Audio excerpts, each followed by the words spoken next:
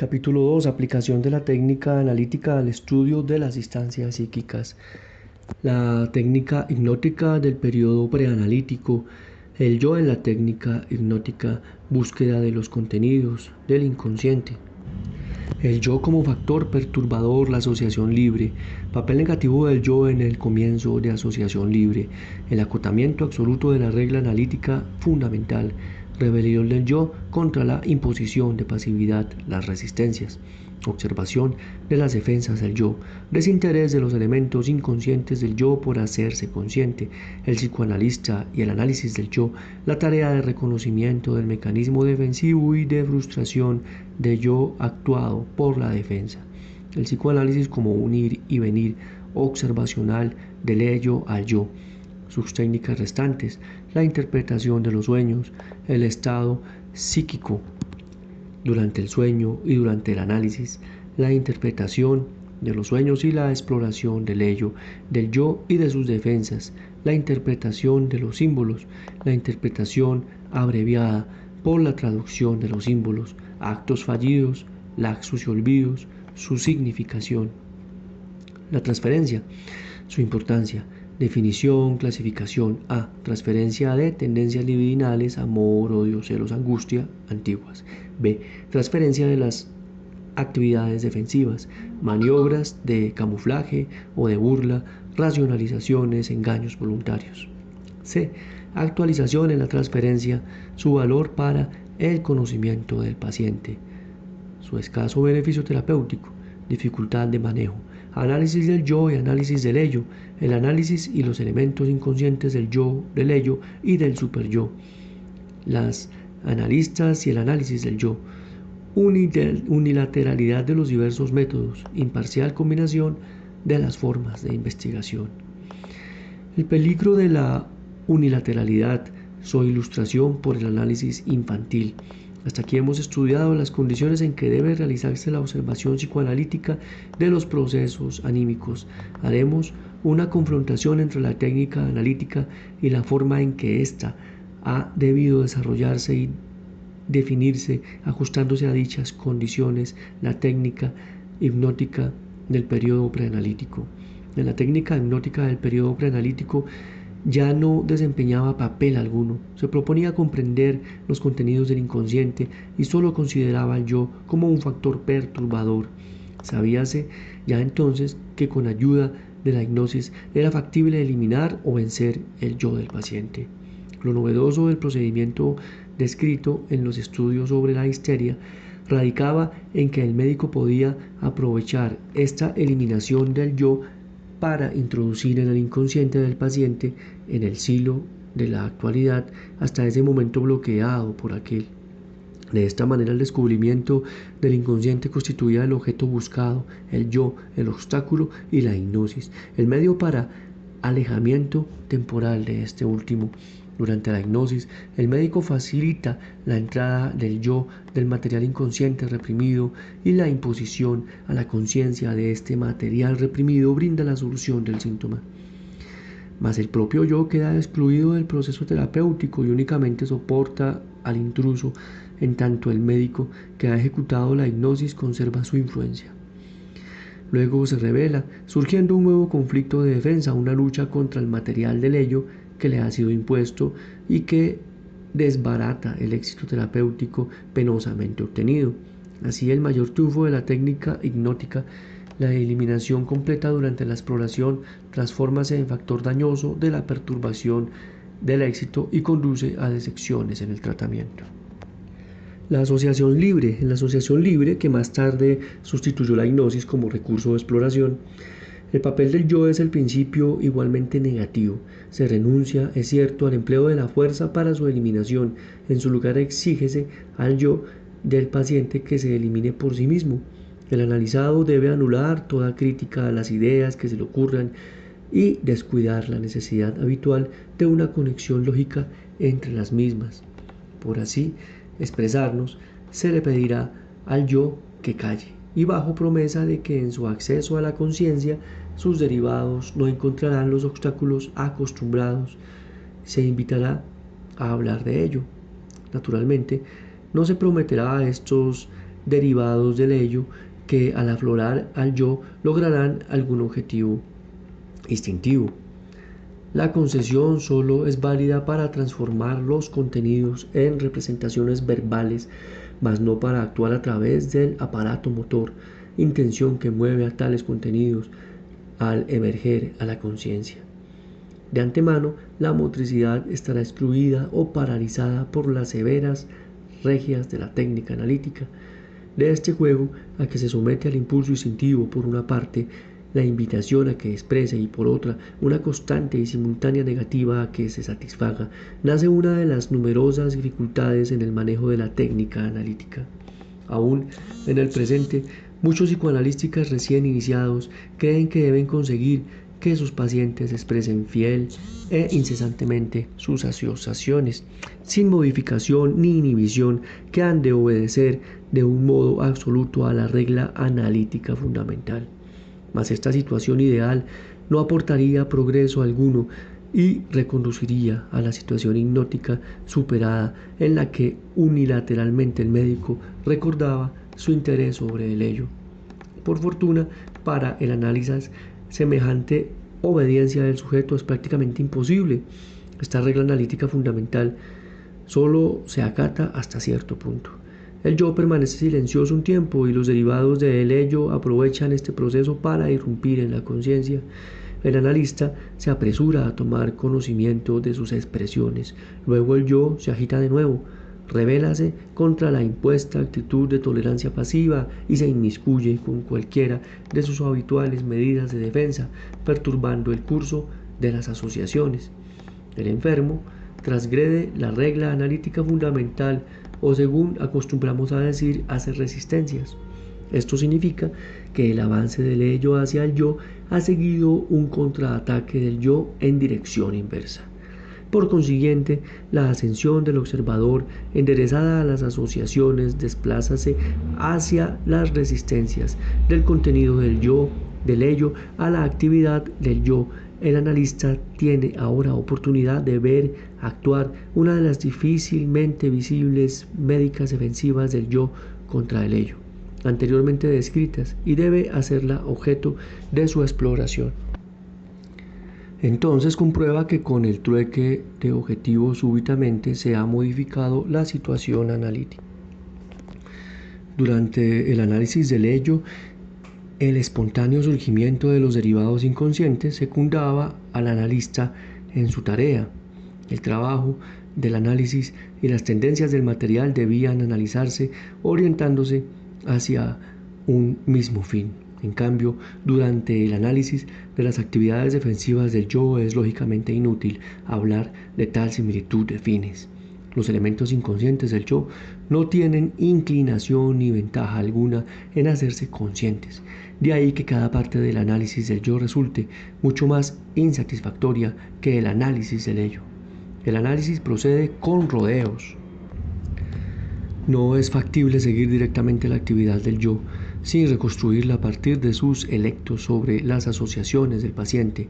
Esperamos descubrir el tipo de defensa utilizada por el yo a modo de protesta por la influencia de su intervención sobre las asociaciones, emisiones de material, inversión del mismo, desplazamiento del sentido, etc. El análisis de reconocer, pues, ante el mecanismo de defensa, con ello ha realizado una parte del análisis del yo. Su tarea próxima será la de frustrar lo actuado por la defensa, adivinar y restaurar lo omitido por la represión, rectificar lo desplazado, reunir lo fragmentado. Con el restablecimiento de las conexiones interrumpidas, su atención vuelve del análisis del yo al análisis del ello. No es la sujeción a la norma analítica fundamental en sí lo que entonces nos interesa, sino el conflicto para su aplicación. Es este ir y venir observacional del ello al yo, esta doble dirección en el examen de ambos aspectos del hombre puesto ante nosotros, lo que constituye, a diferencia de la unilateralidad en la técnica hipnótica, el denominado psicoanálisis. Es lícito, pues, calificar los restantes métodos empleados en la técnica analítica como métodos complementarios, según sea la postura adoptada por el observador en una u otra dirección. La interpretación de los sueños. La actitud del analista en la interpretación de los sueños produce una vez más la de la observación en las asociaciones libres. El estado psíquico del soñante difiere muy poco de la situación anímica del paciente durante la sesión analítica.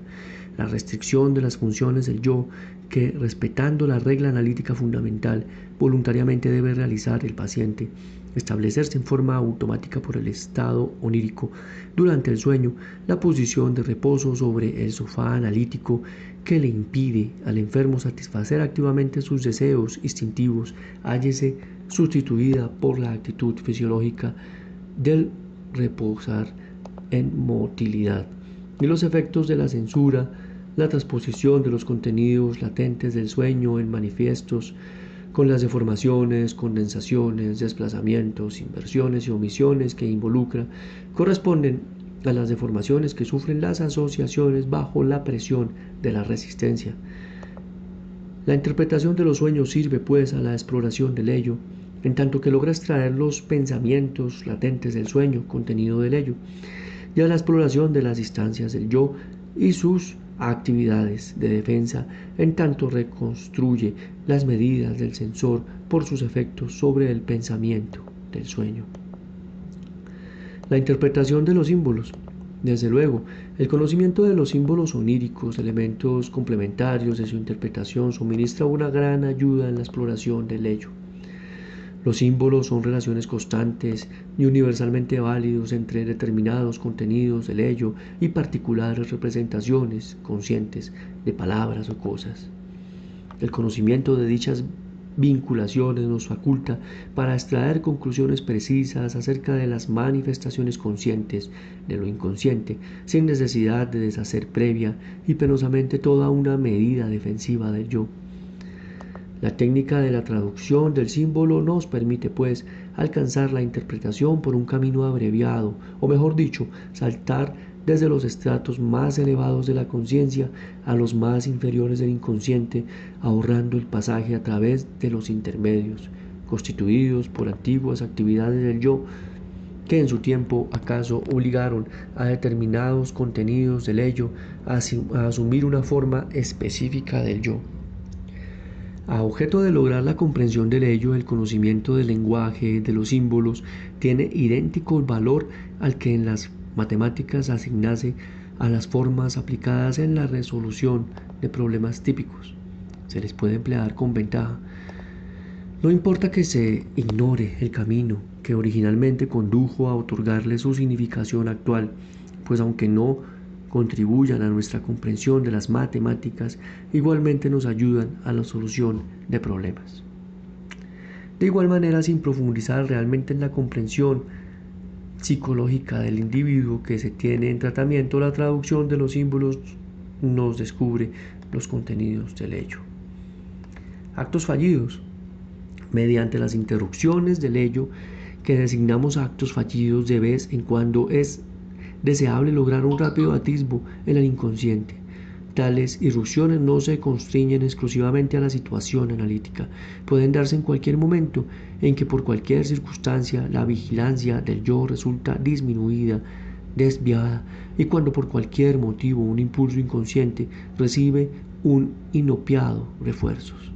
Naturalmente, tales actos fallidos, en especial el laxus y el olvido, pueden aparecer también durante el tratamiento analítico. Entonces, a la manera de un relámpago, iluminan el trozo del inconsciente que la interpretación analítica había tratado de descubrir acaso durante mucho tiempo. En los comienzos de su técnica, el analista utilizaba de buen grado estas felices coyunturas a fin de poner a los pacientes difícilmente accesibles a la exploración frente a una evidencia casi irrefutable de la existencia del inconsciente.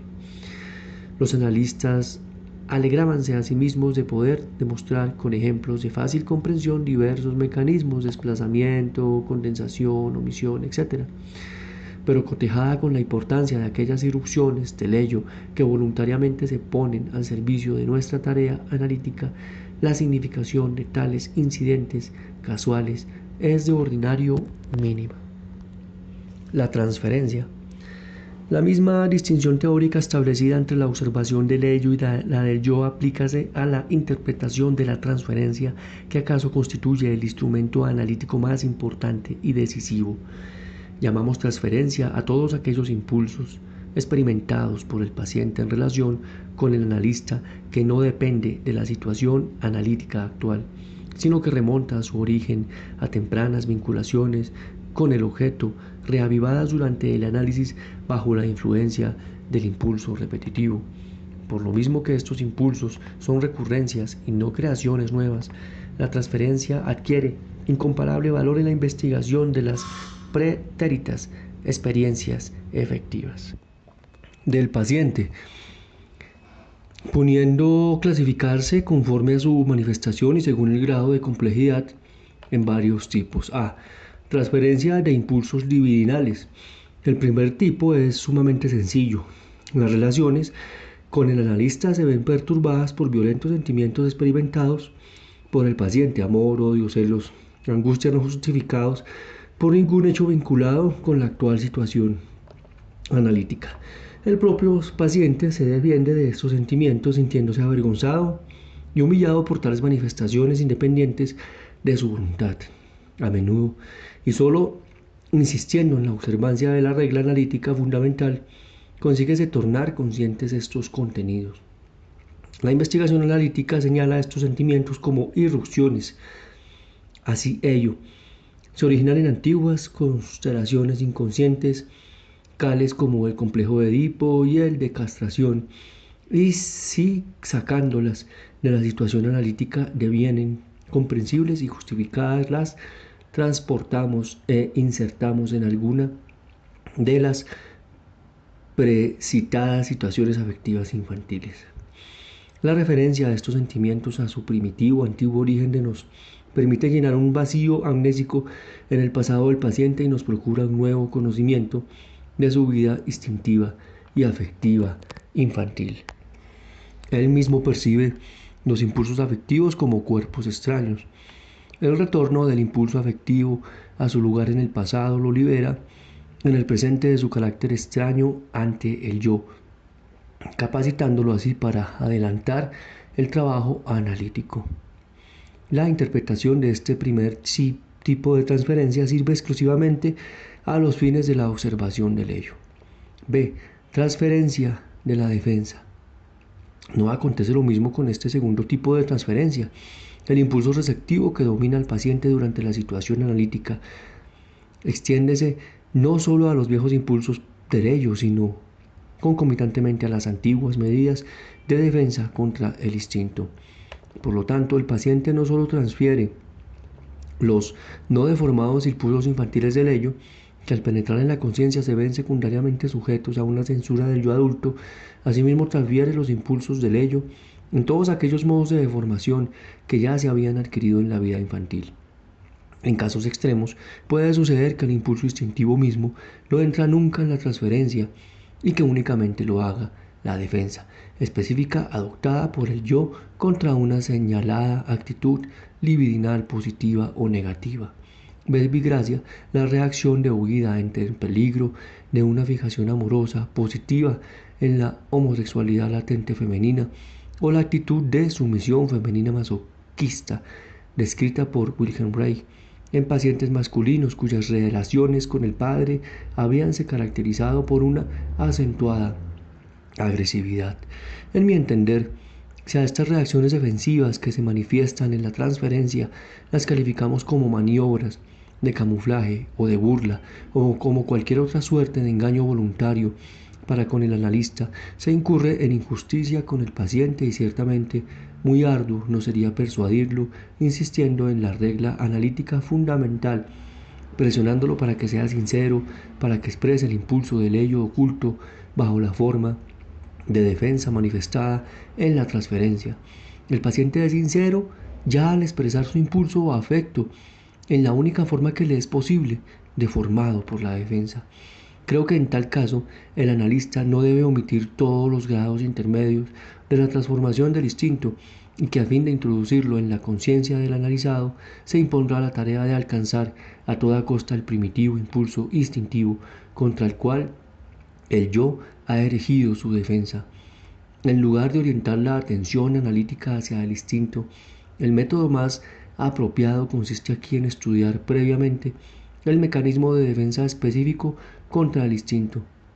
Vale decir, proceder del ello al yo. Si logramos despistar el camino transitado con el instinto de sus varias transformaciones, el beneficio analítico será doble. El fenómeno de la transferencia estudiado descompónese en dos partes, ambas originadas en el pasado, en un elemento divinal o agresivo perteneciente al ello y en un mecanismo de defensa atribuible al yo en los casos más instructivos, al yo del mismo periodo infantil en que el impulso del ello surgió por vez primera. Procediendo de esta manera, no sólo cubrimos lagunas existentes en la memoria de la vida instintiva del paciente, cosa que también hacemos cuando interpretamos el primer y simple tipo de transferencia, sino que recogemos datos que completan la historia del desarrollo del yo, o en otros términos, la historia de las transformaciones de los instintos.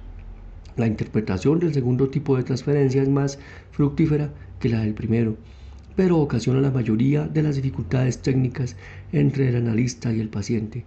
El analizado no percibe las reacciones de transferencia del segundo tipo como cuerpos extraños. Ello no nos sorprenderá si se tiene presente el importante papel desempeñado por el yo. Aunque sea el de los primeros años, en la producción de tales reacciones no es fácil convencer al paciente del carácter repetitivo de estos fenómenos. Ellos emergen en su conciencia como procesos sintónicos con el yo. Las deformaciones del impulso exigidas por la censura han sido ejecutadas en el pasado infantil y el yo adulto no ve por qué habrá de defenderse contra su afloramiento en las asociaciones libres. Por medio de sus racionalizaciones, el enfermo se engaña fácilmente en lo que atañe a las discrepancias entre la causa y el efecto que impresionan al observador, siendo evidente que la transferencia carece de legitimación objetiva. En este tipo de reacciones transferenciales no es deseable, puedes contar con la gustosa colaboración del paciente. Según ocurría en el tipo que se descubrió antes, siempre que el trabajo interpretativo toca los elementos desconocidos del yo, sus antiguas actividades, todo él se vuelve un antagonista del trabajo analítico. Aquí planteada a las claras la situación que usualmente designamos con la no muy adecuada expresión de análisis del carácter. Los fenómenos descubiertos por la interpretación de la transferencia los dividimos en dos grupos desde el punto de vista teórico, uno construido por los contenidos del ello, otro por las actividades del yo, ambos revelados en cada caso a la conciencia. Los resultados de la interpretación de la asociación libre del paciente son clasificables de una manera análoga. El interrumpido flujo de las asociaciones libres esclarece los contenidos del ello, el suceder de una resistencia dilúcida los mecanismos de defensa del yo. La única diferencia estriba en que las interpretaciones de la transferencia refiérense exclusivamente al pasado, que en un cierto momento son susceptibles de iluminar periodos enteros de la historia individual del analizado. Por el contrario, los contenidos del ello que determinan la asociación libre no se hallan ligados a época particular alguna, y las operaciones defensivas del yo que durante la sesión analítica se manifiestan como resistencia contra las asociaciones libres pueden también pertenecer a la vida actual del paciente. C. Actuación en la transferencia. Una tercera forma de transferencia nos brinda otro acorte significativo al conocimiento del paciente. En la interpretación de los sueños, de la asociación libre, de las resistencias y de las normas de transferencia hasta ahora descritas, invariablemente observamos al paciente dentro de la situación analítica en un estado intrapsíquico artificial. La lucha entre las fuerzas de las dos instancias psíquicas, estado intrapsíquico artificial, el ello y el yo, se decide en favor del ello, sea por el estaco del sueño o por la obediencia a la regia analítica fundamental. Sabemos que las instancias del yo que aparecen como sensores del sueño o resistencias contra las asociaciones libres hállanse disminuidas y su influjo debilitario. Es difícil imaginárnoslas en su magnitud y energía natural. Es conocido el frecuente reproche a los analistas de que pueden ser grandes conocedores del inconsciente, pero malos jueces del yo en sus analizados. Tal vez esta crítica esté justificada, pues el analista carece de oportunidad para observar en acción la totalidad del yo, del paciente, en una intensificación de la transferencia durante la cual el paciente momentáneamente se sustrae a las severas normas de la técnica analítica. Puede acontecer que tanto los impulsos instintivos como las reacciones defensivas contra los sentimientos transferenciales empiecen a actuar como hechos de la vida diaria. A este proceso, que hablando con estrictez sucede fuera ya del análisis, lo denominamos actuación en la transferencia. Nos resulta instructivo desde el punto de vista analítico, pues revela la estructura psíquica del enfermo en sus proporciones naturales. Donde quiera se acierta a interpretar esta actuación, podremos dividir las actividades de la transferencia en sus componentes y descubrir así la participación cuantitativa, momentánea y real de las diversas instancias psíquicas. En contraste con lo que observamos durante la asociación libre, esta nueva situación nos hace visible la cantidad de energía que aporta cada instancia, es decir, nos muestra la síntesis psíquica espontánea en sus aspectos absolutos y relativos. No obstante, el valioso conocimiento que nos facilita el beneficio terapéutico que brinda la interacción de la actuación y la transferencia es, por lo regular, escaso. La posibilidad de tornar consciente lo inconsciente y la influencia terapéutica de las relaciones entre el ello y el yo y el superyo tal vez suspendan de la situación analítica, la cual se establece en forma artificial y es todavía muy similar a la de la hipnosis, donde la actividad de las instancias del yo está reducida. En tanto el yo continúe funcionando con libertad, o si hace común con el ello y ejecuta simplemente sus órdenes, hay escasas oportunidades para los desplazamientos intrapsíquicos y las influencias exteriores. Tal es la razón de que esta tercera forma de transferencia, la actuación, le resulte al analista aún más difícil de manejar que la transferencia de las defensas. Comprensible, pues, que apelando las interpretaciones analíticas de las ciertamente poco analíticas prohibiciones, se busque limitarla en lo posible. Relación entre el analista del yo y el análisis del ello. He clasificado en forma muy detallada las manifestaciones de la transferencia de tendencias libidinales, de actividades defensivas y actuación en las transferencias, con miras a demostrar que las dificultades técnicas del análisis son relativamente menores cuando se quiere llevar la conciencia, los derivados del ello. Dificultades que alcanzan su máximo cuando el análisis ha de enfrentar los elementos inconscientes del yo, mejor dicho. Las dificultades son inherentes a la técnica analítica en sí. Esta constituye un medio apropiado para atraer a la conciencia tanto los elementos inconscientes del yo como los del ello o los del superyo. Solo que para nosotros, analistas, las complicaciones del análisis del yo no son menos familiares que las del análisis del ello. Por otra parte, la teoría analítica ha abandonado el concepto de que el yo es idéntico al sistema consciente de percepción. Vale decir que nos hemos percatado que grandes porciones de las instancias del yo son en sí mismas inconscientes y necesitan la ayuda del análisis para llegar a ser conscientes de ello. Resulta que el análisis del yo ha adquirido considerable importancia entre nosotros. Todo lo originario del yo que se inmiscuya en el análisis constituye un material tan bueno como cualquier derivado del ello. No nos es lícito considerarlo como una mera perturbación en el análisis del ello, pero naturalmente todo cuanto proviene del yo es asimismo una resistencia en el verdadero sentido de la palabra, una fuerza dirigida contra el surgimiento del inconsciente y por consiguiente contra el trabajo del analista. Una de nuestras mayores ambiciones es aprender a dirigir el análisis del yo del paciente con tanta seguridad como llevarnos a cabo el análisis del ello, aun cuando deba realizarse con la voluntad del yo. Unilateralidad y dificultades de la técnica.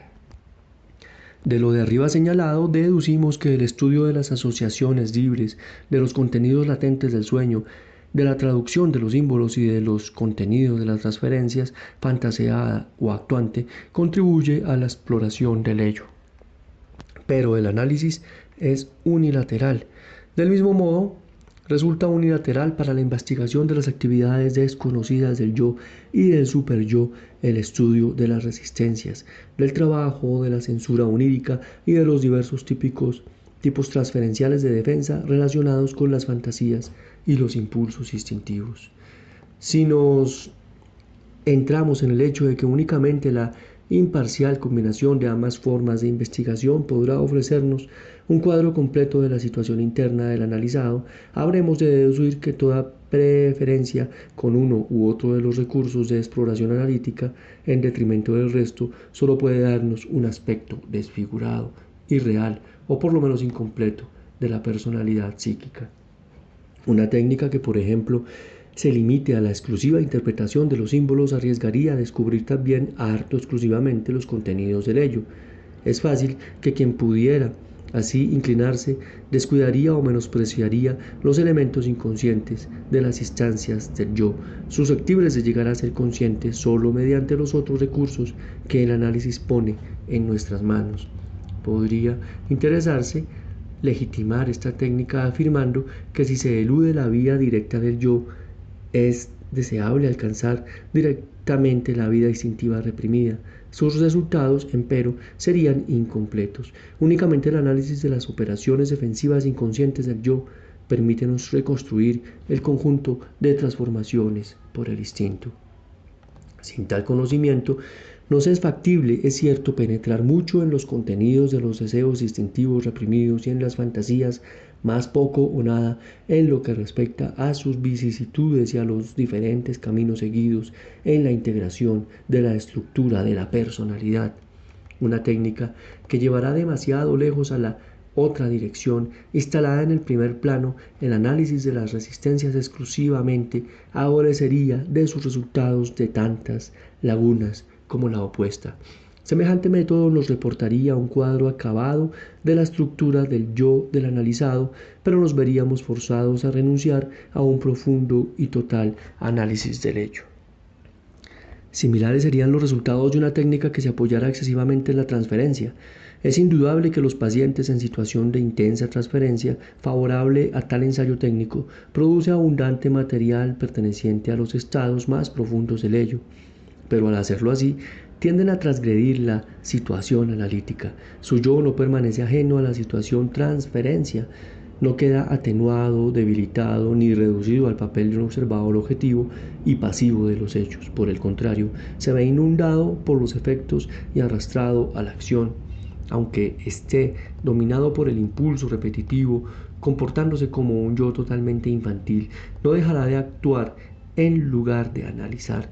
De ahí que una técnica semejante, aprendida con grandes esperanzas de obtener un exhaustivo conocimiento del paciente, remataría en toda suerte de decepciones terapéuticas que son de esperar según nuestros conceptos teóricos de la actuación de la transferencia. También la técnica del análisis infantil, por la que yo misma he abogado, constituye un buen ejemplo del peligro de la unilateralidad. Si debernos renunciar a la libre asociación de ideas, hacer escaso uso de interpretaciones de los símbolos y diferir en lo posible el análisis de la transferencia, nos habremos velado tres importantes vías de acceso para el descubrimiento de los contenidos del ello y de las actividades del yo. Surge pues la siguiente pregunta, que contestaremos en el capítulo próximo. ¿Cómo podemos reparar y evitar estos inconvenientes sin dejar empero de profundizar más allá de los estratos superficiales de la vida anímica?